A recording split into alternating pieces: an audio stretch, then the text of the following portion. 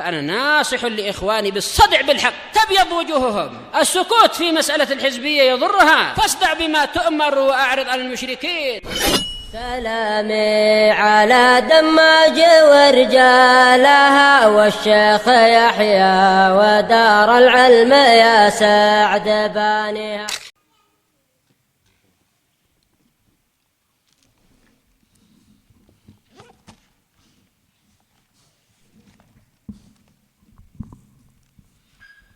Bismillahirrahmanirrahim. Alhamdulillah wassalatu wassalamu ala Rasulillah wa ala alihi wa sahbihi wa man walah ma ba'd. Kita lanjutkan bacaan berikutnya terhadap kitab Miskul Khitam Syarah Umdatul Ahkam.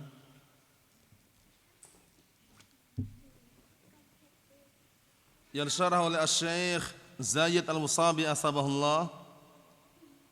Sekarang kita masuki halaman 108, hadis yang ke-14.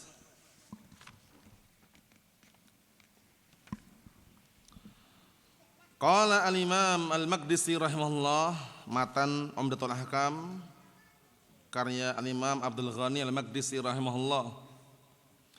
An Abdullah bin Umar ibn Khattab radhiyallahu anhuma qala raqitu yawman ala baiti Hafsah fara'aitu an-nabiyya sallallahu alaihi wasallam yaqdi hajatahu mustaqbil asy-Syam mustadbir al-Ka'bah wa fi riwayah mustaqbilan Baitul Maqdis. Kita artikan dari hadisnya Abdullah bin Umar radhiyallahu anhuma, qala beliau berkata, suatu hari aku naik di atas rumahnya Hafsah. Ya mungkin memperbaiki atap atau mungkin sedang di atas atap itu ya. Roka itu masih naik di atas atap. Fara'aitu Nabiya SAW yaqdi hajatahu. Kemudian aku tidak sengaja melihat Rasulullah SAW menunaikan hajatnya mustaqbil Syam, menghadap ke Syam, mustadbir al-Ka'bah, dalam keadaan membelakangi Ka'bah. Berarti di dalam bangunan. Paham? Jadi waktu itu Abdullah bin Umar naik di atas atap, di atas rumah, melihat Rasulullah sedang qada'ul hajah tanpa disengaja. Dalam artiannya mungkin sekilas gitu ya. Kemudian posisinya Rasulullah SAW ketika menunaikan qada'ul hajah menghadap ke Syam, membelakangi Ka'bah. Paham? Di dalam bangunan ya, karena nanti khilafnya dibangun di atas. Bagaimana kalau di dalam bangunan dan di luar bangunan? Larangannya itu kalau dalam bangunan atau di luar bangunan. Bisa dipahami? Nanti kita baca dulu. Wa fi riwayah, di dalam riwayat yang lain mustaqbilan Baitul Maqdis, dalam keadaan beliau menghadap ke Baitul Maqdis. Kalau ini enggak ada larangan. Karena Baitul Maqdis setelah beralihnya kiblat kaum muslimin ke Ka'bah sudah bukan kiblat lagi. Paham ya? Naam. Kita lihat penjelasannya. Al-masail al-muta'alliqah bil haditsain. Permasalahan yang berkaitan dengan dua hadis pertama ini dengan yang kedua yang kemarin itu. Hukmu istiqbali qiblah aw istidbariha 'inda qada'il hajah. Sekarang apa? Hukum menghadap kiblat atau membelakanginya ketika menunaikan hajat. Membuang hajatnya, yaitu kencing atau buang air besar. Paham? Hukumnya bagaimana? Dzakara ahlul ilm fi hadhil masalah tsamaniyat aqwal wa aqrab hadhil aqwal salasah. Ahlul ilm menyebutkan dalam permasalahan ini 8 pendapat. Tapi 8 pendapat ini yang paling dekat dengan kebenaran 3 pendapat.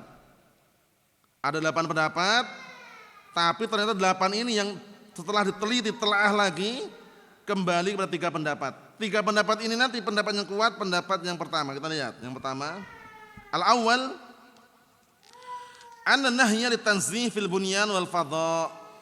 Larangannya itu umum, tapi bukan pengharaman. Anna nahya litanzih fil bunyan wal fadha. Larangannya itu adalah larangan tanzih, untuk mensucikan agar tidak menghadap kiblat, baik dalam bangunan ataupun di luar bangunan. Fadha itu di tempat terbuka, bunyan bangunan. Paham?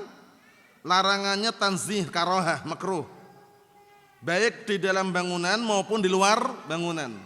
Paham? Naam. Ini pendapat yang kuat.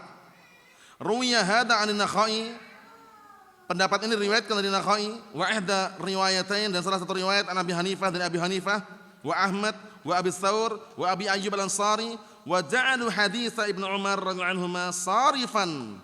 Dan mereka menjadikan hadis Ibnu Umar radhiyallahu anhuma sebagai sarifan, yang memalingkan li hadis Abi Ayyub, pada hadis Abi Ayyub radhiyallahu anhu, alladzina dzakarahuma al-muallif, alladaini dzakarahuma al-muallif, yang muallif menyebutkan, yang dua-duanya muallif menyebutkannya. Sudah kita lewati yang kemarin satu, yang kedua yang ini hadisnya tadi. Jam'an bainal adillah, dalam rangka mengumpulkan antara dalil-dalil yang ada, biar tidak terjadi kontradiksi.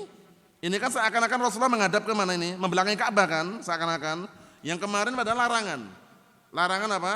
La fala tastaqbilu qiblah biqa'itin wala baulin. Larangan kok tiba-tiba Rasulullah ternyata membelakangi Ka'bah itu loh. Nah, menggabungkannya ternyata larangannya lil karahah. Baik di dalam bangunan maupun di luar bangunan. Paham ya? Bukan pengharaman, kita lihat. Kita lihat di sini kata beliau, wa mimma yusrafun nahyi lil karahah, dan dalil atau termasuk dalil yang memalingkan, mimma yusrafun nahya, termasuk dalil memalingkan dari larangan tersebut daripada karahah. Jadi awalnya kan hukum asalnya kalau dalam ilmu ushul fikih itu kan al-asl fin nahyi yadullu ala tahrim, ya kan? Hukum asal larangan itu menunjukkan haram. Ternyata ada yang malingkan dari haram itu menuju makruh itu loh. Apa termasuk dalilnya? Hadis Jabir bin Abdullah qala, yaitu hadis Jabir bin Abdullah radhiyallahu anhu, beliau berkata, qala kana Rasulullah sallallahu alaihi wasallam qad nahana an nastadbiral qiblah aw nastaqbilaha bi furujina idza ahraqna al-ma. Dahulu Rasulullah SAW telah melarang kami untuk membelakangi kiblat dan juga atau menghadap kiblat dengan kemaluan-kemaluan kami apabila kami telah menuangkan air. Qala tsumma ra'aituhu qabla mautih, kemudian aku melihat beliau sebelum meninggalnya, bi'am, setahun sebelum beliau meninggal, yabul, beliau buang air kecil mustaqbil kiblah, menghadap kiblat. Bisa dipahami? Pertama kemarin larangannya jelas enggak? Ya kan? Fala tastaqbilu qiblah bi gha'itin wala baulin wala tastadbiruha walakin syarriqu aw gharibu. Jangan kalian menghadap kiblat dengan apa? Dengan buang air kecil atau buang air besar, tapi dan jangan juga membelakanginya, tapi menghadaplah ke barat atau ke timur. Ya kan kemarin kan? Nah, ternyata ada syarifnya. Rasulullah SAW dalam hadis Jabir bin Abdullah, setahun sebelum beliau meninggal, Jabir melihat Rasulullah itu buang air kecil dalam keadaan menghadap kiblat. Akhraj Ahmad wa isnaduhu hasan wa huwa fi musnad lil Imam Muqbil min Hadi Al-Wadi'i rahmatullahi alaih. Hadisnya hasan. Bisa dipahami? Kalau enggak ada sharifnya, berarti kembali hukum asal. Kalau enggak ada sharif loh ya. Sharif itu yang malingkan. Hukum asal larangan menunjukkan apa? Haram. Aslinya kalau enggak ada sharifnya haram menghadap kiblat dan membelakangi. Ternyata ada sharifnya. Rasulullah pernah apa? Ternyata Rasulullah setahun sebelum meninggal dunia, Jabir bin Abdullah pernah melihat Rasulullah buang air kecil menghadap kiblat. Berarti yang semula haram menjadi apa? An-nahyu litanzih aw al-karahah. Paham? Larangannya itu makruh. Mafhum? Enggak sampai tingkatan haram. Makruh itu bagaimana? Solusinya, makruh itu afdalnya ditinggalkan kalau ternyata melakukan enggak berdosa itu loh. Kalau perkara sunnah, afdalnya dikerjakan, kalau meninggalkan enggak berdosa. Bisa dipahami enggak ini? Bisa dipahami ya? Kalau wajib harus dikerjakan, kalau meninggalkan berdosa. Haram harus ditinggalkan, kalau melakukan berdosa. Tapi kalau makruh sama sunnah itu para ulama telah menjelaskan ala sabilil afdaliyah. Makruh afdalnya ditinggalkan, walaupun kalau dia melakukan tidak berdosa. Sunnah afdalnya dikerjakan, walaupun dia meninggalkan tidak berdosa. Bisa dipahami? Nah, itu kaidah. Al-qaulu tsani, pendapat yang kedua, yuhram fil fadha wal bunyan, diharamkan di luar bangunan atau dalam bangunan, ini pendapat kedua. Wa qaulu Abi Ayyub, ini pendapat Abi Ayyub, wa Mujahid wa Ibrahim wa Sufyan ats-Tsauri wa Abi Tsaur wa Ahmad fi riwayah wa stadallu bi umum hadits Abi Ayyub radhiyallahu anhu alladzi dzakara mu'allif. Yang kedua, haram mutlak, baik dalam bangunan atau luar bangunan. Al-qaulu tsalis, pendapat yang ketiga, annahu haram fil fadha jaizun fil bunyan. Yang ketiga ini ternyata pendapatnya juga dekat dengan kebenaran, walaupun lebih kuat yang pertama. Apa yang ketiga? Haram ketika di luar bangunan, jaizun, diperbolehkan fil bunyan, di dalam bangunan. Jadi menghadap kiblat atau belakangi itu kalau di dalam bangunan, WC, toilet ada bangunan kayak gitu, boleh. Tapi kalau di luar bangunan nggak boleh, haram. Menurut pendapat yang ketiga nih ya, walaupun haramnya sudah kita lewati ya, pendapat yang kuat makruh. Ruwiya hadza 'anil Abbas wa Abdullah bin Umar wa Sya'bi wa Malik wa Syafi'i wa Ishaq wa riwayat an Ahmad wastadallu li jawazihi fil bunyan bi hadits Umar alladzi dzakar mu'allif. Dan mereka berdalilkan tentang bolehnya dalam bangunan hadis Umar di dalam hadis yang kita lewati tadi yang disebutkan oleh muallif. Ar-rajih, pendapat yang kuat, huwal qaul awal, pendapat pertama. Jam'an baina ma taqaddama min adillah, dalam rangka menggabungkan, mensinkronkan antara dalil yang ada. Faham? Pendapat yang pertama tadi, ini pendapat yang pertama, larangannya itu lil karahah wa tanzih, baik dalam bangunan atau di luar bangunan. Haram atau makruh? Pendapat yang kuat makruh. Paham ya? Dilarang tapi larangannya tanzih. Tanzih itu makruh, karoha. Paham ya? Karena ada sharifnya. Hadis siapa tadi? Jabir bin Abdullah. Rawah Ahmad, disahihkan oleh Imam Muqbil bin Hadi Al-Wadi'i rahmatullahi alaih.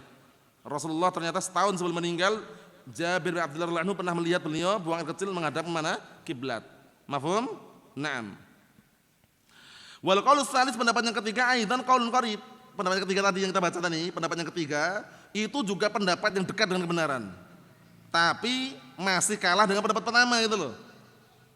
Pendapat yang ketiga tadi apa? Haram ketika di luar bangunan, boleh ketika dalam bangunan. Tapi pendapat yang kuat yang mana tadi? Pertama. Baik di luar bangunan atau dalam bangunan hukumnya makruh. Oleh karena itu yang namanya makruh afdalnya dikerjakan atau tinggalkan? Tinggalkan. Paham insyaallah ya? Nah, wallahu a'lam bissawab, itu yang kita ambil. Yang berikutnya pada pertemuan yang akan datang insyaallah taala. Alhamdulillah.